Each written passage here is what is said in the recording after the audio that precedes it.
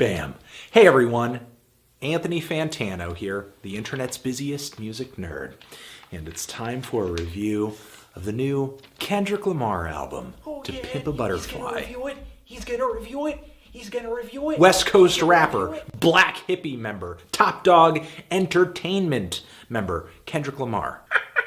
And I've been telling you since 2011. Kendrick Lamar has something. He's got something going on. Section 80, great album. An album on which Kendrick showcased a kind of nasal, high-pitched voice, but a lot of personality. He had flow, he had a lot to say, and he had a knack for writing catchy, kind of accessible, enjoyable hip-hop songs with a socially aware edge, a talent he would go on to sharpen with his next full-length LP, Good Kid, Mad City. An album that in a few short years has been widely acknowledged as one of hip-hop's best records and one of modern music's best concept albums. This record told a story of a young Kendrick Lamar, or maybe many a young man from Compton, California, caught up in dreams of success, peer pressure, drugs, gang violence. The record is a fantastic, nuanced, and very detailed character portrait. This was really Kendrick Lamar's breakout album. He was sounding so much less like an outsider with this LP, with the Drake feature, the trendier beats,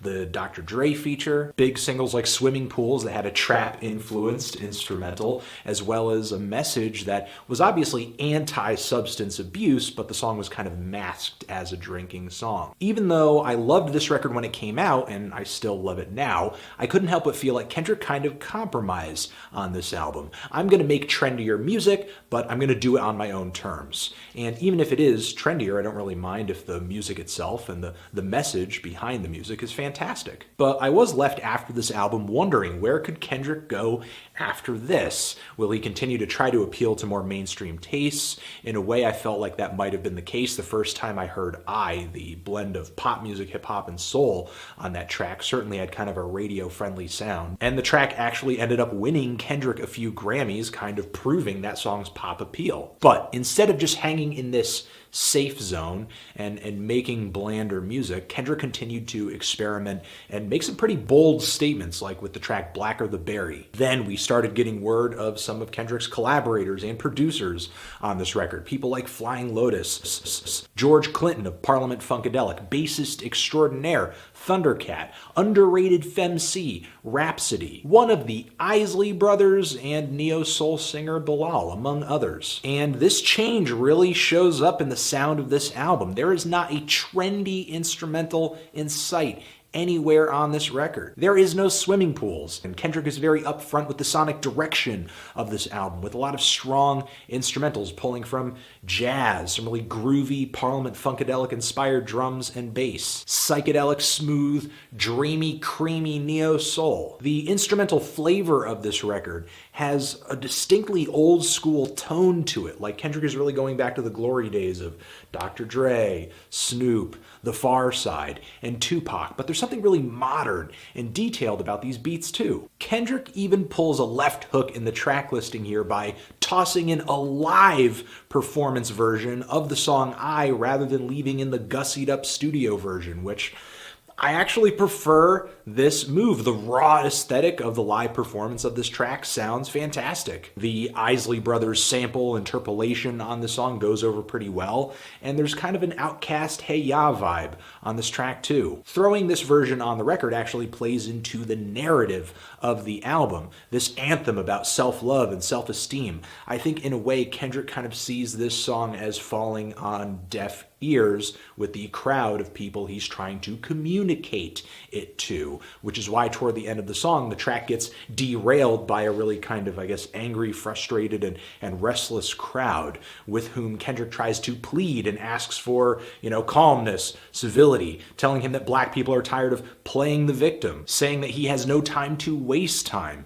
The very next track on here, Mortal Man, you kind of see Kendrick Lamar lyrically questioning the devotion of his fans, asking them if they will still be a fan when the shit hits the fan. And it's stuff like this that sets Kendrick apart from not just other rappers, but specifically other conscious rappers. While it seems like Kendrick might want to fix the world, in a way, I think he kind of sees it as futile or maybe even like an impossible task. But for an artist like Kendrick, changing minds with your art is a worthy cause. Worth the effort, even if the boulder of problems in front of you moves just only an inch after you've dropped dead of exhaustion after all of your trying. To Pimp a Butterfly is structured in a pretty interesting way. It's not a story album. It's not another Good Kid, Mad City. It's like a series of separate but very much connected vignettes. And given how dramatic and grand and rich a lot of the instrumentation and the vocal performances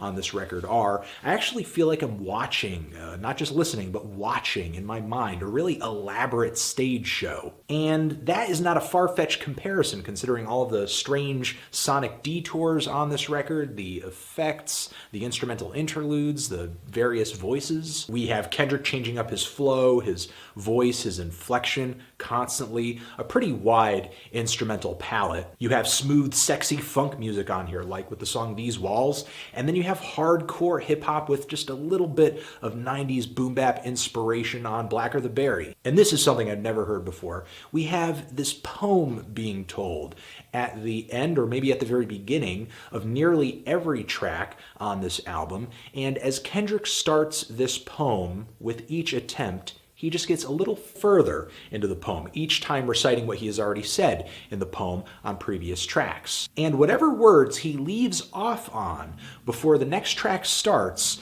sort of dictate the theme or somehow tell you about the oncoming track. And then at the very end of the album, he tells the entire poem that he's written, and it reveals a few different things. One, that this entire poem ties up very beautifully every single theme on the album. And the second thing that's revealed is that the entire time, Kendrick has been telling this poem to Tupac. Yes, he's telling this poem to Tupac. He just sort of, talks a little bit after he's finished and, goes to ask a question. And who is answering back? None other than Tupac Shakur. And Kendrick continues to converse with this no longer alive man about things like politics and money and success in the music industry in a very natural way. I thought this was like an actor or maybe some kind of crazy voice hologram thing because, we had the dancing Snoop Dogg Tupac hologram thing. But then I came to learn that everything Tupac is saying comes from this old interview recorded in the 90s. Kendrick took his favorite snippets from it and then wrote the questions afterwards and pulled together this just beautifully cohesive conversation. It's really a mindfuck moment. And then he ends the entire track off with another poem recitation that actually sort of ties up and explains the whole To Pimp a Butterfly theme, which is actually pretty beautiful and makes me feel bad for anybody who is currently hating on the title of this album because it actually has quite a bit of poignance and meaning if you actually pay attention to the final words of this record. So there are some completely new and whacked out things that Kendrick does all over this record, and every single one of them goes over incredibly well, flying colors. And he has a lot to say on this record as well, like with his previous albums. And even though Kendrick on this album is addressing a lot of hot button issues, taking on things that we see as being very large and very political, he brings it down and makes it personal, makes it relatable, or at least emotional or something to sympathize with. He's not this rapper who's just gonna spit statistics at you like, oh, this many people died, feel something. Rather than that, Kendrick gives you a compelling point of view, or at least connects the dots so that you can kind of see why someone would have the mindset that he has, or the mindset of people who he might be talking about or portraying on this album. He does this as he raps about black artists who are blinded by money and fame and success, while simultaneously being exploited by the music industry. He raps about living up to musical and political heroes. He raps about trying to stay in touch with his roots and his neighborhood and his friends while being this really prominent entertainment figure. We have black pride and black confidence on this record, but also conversely, racism versus the black community and the black community versus the black community. And his lyrics are consistently witty and thoughtful and poetic and nuanced, but there are moments on here where Kendrick doesn't really mince words either. One line in particular that is actually pretty awesome, where he's talking about music critics saying that they miss when rap was about rapping. If that were the case, motherfucker, Killer Mike would be platinum. I agree. As well as Kendrick's proclamations of "this dick ain't free" on the For Free interlude track, where he's kind of talking about issues of slavery and sexuality on the song too. A track that fuses together beat poetry, jazz, and like this Saul Williams-esque insanity. It was really a moment for me on the album when I first heard it. I thought, is this genius or is this garbage?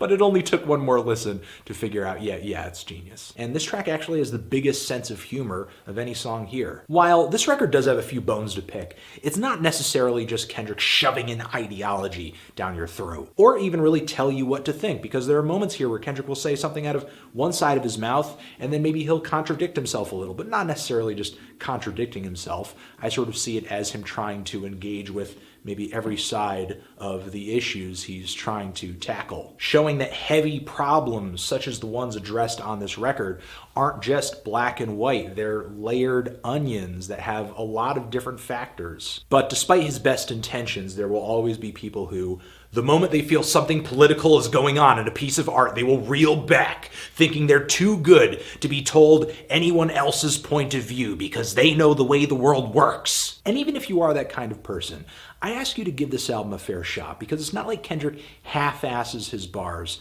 on this record. I think he tries to give these topics a lot of care. He's not delivering some kind of reblogged 140 character bumper sticker philosophy on this album. If you listen to these songs and all you get from them is Kendrick's just bitching about being black in America, Kendrick thinks white people suck. well, that's really kind of a basic point of view. And not because Kendrick's being basic, because you're being basic. So get off that and really listen to what he's trying to say on this record. Because the way Kendrick goes about addressing things like race and sex and fame and money on this album is so artful that this record could go toe-to-toe with any album that tries to address wider social issues. This entire LP kicks off with the incredibly funky, fun, and mystical Wesley's Theory. Wait, back up. The entire record actually starts off with a sample of this Boris Gardner song, which if you give a listen to this track, it's actually a really fantastic manifesto for a lot of the moments on this album that have kind of a racial pride angle to them. So do give this track a listen if you want a bit more context for this album. But really with this track, Kendrick is kind of tipping a hat to Mr. Wesley Snipes. And on the verses here, he's rapping as characters. Once again, in the first verse, he's a successful artist who is blinded by the fame and wants to throw his money away on everything. The second verse here, we have an Uncle Sam character who is kind of taking advantage of this artist's ignorance to the industry and his money-making capability. On this track, Kendrick tries to portray that this type of success comes with its risks and its debts. The instrumental here is fantastic, with appearances from George Clinton. I love his lyrics on this track. I love his vocal delivery. Look both ways before you cross my mind. Thundercat's bass on here, fantastic. And these wailing G-funk synthesizers are great too. Thematically, the song For Sale, which is a very psychedelic, dreamy interlude track. It's actually longer than a lot of the other tracks here, but interlude all the same. This track is gorgeous and talks about a lot of the same stuff. Moving forward, we get the P-Funk James Brown concoction of King Kunta. And with all the cartoony and zany background vocals and the kind of sad guitar line on this track, as well as the uppity flow, I dare say the song feels a little like old school Eminem influence too. And on this track, we see Kendrick kind of portraying himself as coming from just lowly beginnings, but now that he's at his artistic peak, or at least what we think is his artistic peak right now, he is kind of this King Kunta figure. The song These Walls is an incredibly sexy track, about sex, as well as abusing one's fame, I think, to get laid, which plays into the bit of the poem that was recited right before this track. Kendrick actually makes direct reference to this poem in the third verse of this song, where he says he's sleeping with this girl whose man might actually be like in jail right now. Then we have songs like Institutionalized, where Kendrick has a lot of love for and a really strong desire to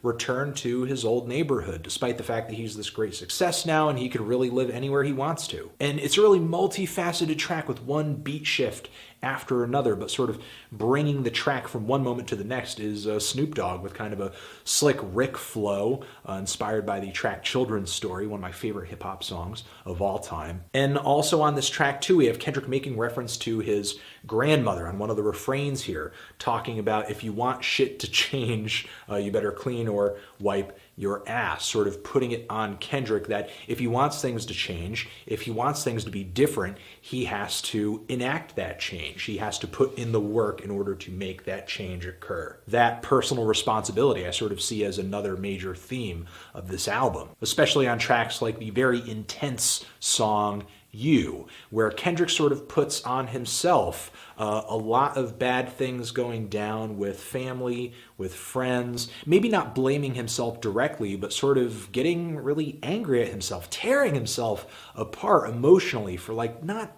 being there for his relatives and for the death of a friend. The second half of this song is incredibly heartbreaking and has Kendrick whipping out that flow where his voice is cracking and breaking all over the place, a lot like on the song Mad City. But rather than kind of pulling out this voice to portray like a young innocent kid, he's really just broken up and drinking, and you like get the bottle sounds in this album here. It's like he's drinking in the middle of his verses, literally. I mean, you hear the alcohol swishing around, you hear the lips smacking against the bottle. And being there for people who are close to you, for your family, are themes that come up again on tracks like Mama, as well as Hood Politics. When these songs begin, they end on a moment in the poem where Kendrick is just going totally insane due to the very lush life he's been living, and he's going back to his home for answers. He kind of mocks himself a little bit, saying that, you know, because he made this grand comment on the place where he's from, he knows everything, when in reality, he kind of feels out of touch. And with the track Hood Politics,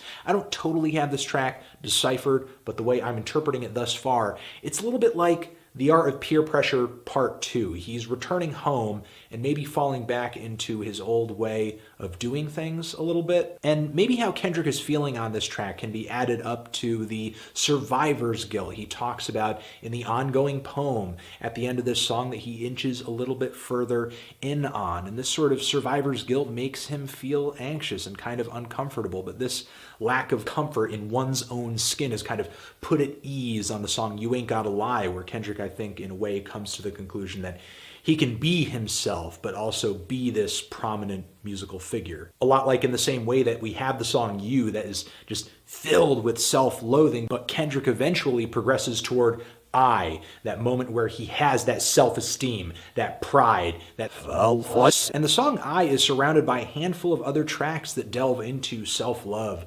self-hate, introspection, like Blacker the Berry, as well as complexion with Rhapsody. To Pimp a Butterfly not only comes back to the trappings of fame, but also trying to use one's status in the music world for a positive gain. Not just for you, but your listeners and just the world that you exist in. It's not a story in the same way that Good Kid, Mad City is a story, but we see Kendrick change from this overly indulgent, emotional wreck to this bold, confident, graceful, smart, next-level human being. A few years ago, a lot of people got on me when I reviewed Good Kid, Mad City, saying, why'd you give it a 9? Why not a 10? I mean, how much better can it get? Well, I think this album answers that question. I see To Pimp a Butterfly as being more daring, more ambitious, more unique, lyrically stellar, and while this album does have a philosophy to divulge, Kendrick doesn't skimp on the music on this album. He realizes that making music is about the music. If the music under your message is garbage, the music is garbage. So he has graced his messages and his point of view and his personal tales on this album with delicate detailed, wonderful bits of jazz and funk and wherever else his heart takes him. This album instrumentally would actually be a really sweet listen as well. This project really marches to the beat of its own drum, and it might be to its detriment to an extent, because the people who might have gravitated toward the trendier sounds on Good Kid, Mad City might take a bite of this record and just say yuck instantaneously. To some of those people, I might say, try listening to a hip-hop record that came out before 2010. Other people, though, might have a beef with this record being so dense, lengthy, and kind of difficult to trudge through if you're not enjoying every single track on this album. The songs on here do require quite a bit of attention, even though I do think there are incredibly catchy standouts throughout the track list here, like All Right, as well as I, and Blacker the Berry. And it's fantastic that for as famous Kendrick is right now, for as grand as this album is, and for all the success that it's seeing, Kendrick has continued to make music that is down to earth. And what's even cooler is some of the most obscure names in the feature list here are sometimes the most prominent people on the record, because it was just a few years ago, just several years ago, that Kendrick was the underdog in hip-hop, and now he's making what could possibly be the best rap record of the decade. Kendrick has remained incredibly